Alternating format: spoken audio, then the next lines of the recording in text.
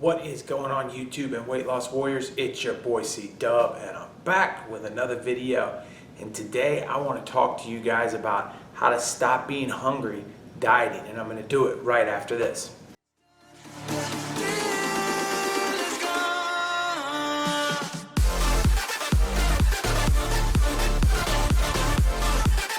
Hey guys, what's happening? My name is C Dub, and if you don't know who I am, I lost 125 pounds.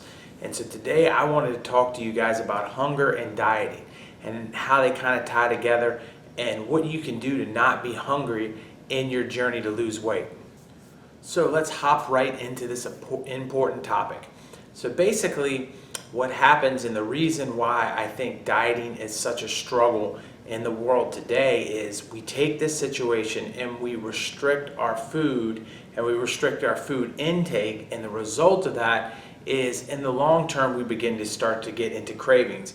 And we're already built in a society that's built in marketing food and putting processed food out and putting sugar in situations out to all of us all the time. So our bodies are used to and addicted to sugar, and therefore we get into a situation where we're constantly trying to fill that void, and our bodies are always trying to get the dopamines of that food to us, and so therefore we're going to get hungry super quick. And the more restrictive we are, the hungrier we're going to get, and over time it's going to make us slip and backtrack and then reintroduce the foods because we're craving them that we've been trying to get away from, and crashing our diet and just ruining everything that we're trying to progress on. And it's a vicious cycle and a situation that creates yo-yo dieting. And anyone that has ever heard yo-yo dieting can be harmful because it messes with your metabolism and does all kinds of other things that we don't want. So this vicious cycle continues time and time again throughout all of society, and we see it all the time, day in and day out. So you clicked on this video because you want to know, how do we break that cycle? And so that's what I want to try to get you to understand today.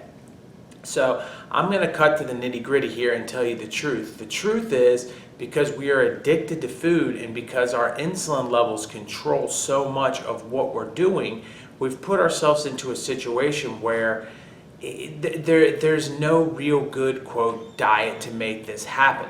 So what we have to do is change the way we work in the world, because we can't change the way the diet system is set up. We can't fix the word diet, but what we can do is change what we do personally.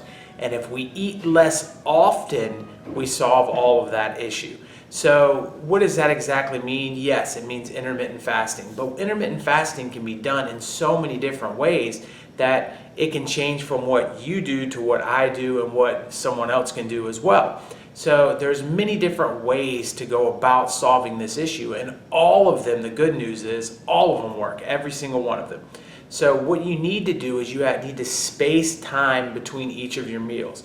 And if you can do that, you're beginning in the right direction. So what we all know, we sleep generally at 8 hours a night. So if we're sleeping for 8 hours a night, is it really that difficult to space time between our meals? And how do we get ourselves used to doing that, and used to doing that in a way that's going to be healthy and work for us? So what I suggest is you stop eating after dinner. And if you can do that and you have your dinner, let's say 6 o'clock at night, and you stop eating, and now 8 o'clock, 9 o'clock, 10 o'clock, and then you go to bed, now you fasted for 3 hours there, and if you sleep in 8 hours, that night, you're getting up in the morning and you've already fasted 11-ish, 12 hours. And 11 or 12 hours of not eating is the beginning start to this journey. So once you've got that down, you can start to expand into what style of fasting you want. But 12 hours of not eating should be pretty easy for anyone to do, considering 8 of it you are asleep. And so once you've mastered it, then you move your window to either 16. That's probably the next logical step. And if you're getting 16 hours of fasting, you're already beginning to correct your hormones. And what exactly does that mean? That means that when you are in a situation where you're in your normal diet, your hormones are out of whack, and that therefore they can't do the things that they're meant to do, like tell you when you're truly hungry or tell you when you're truly full. The levels of your insulin go up, and you're not able to, when they start to come down, you start to feel weaker, you start to feel more tired. And so all of these things come into play.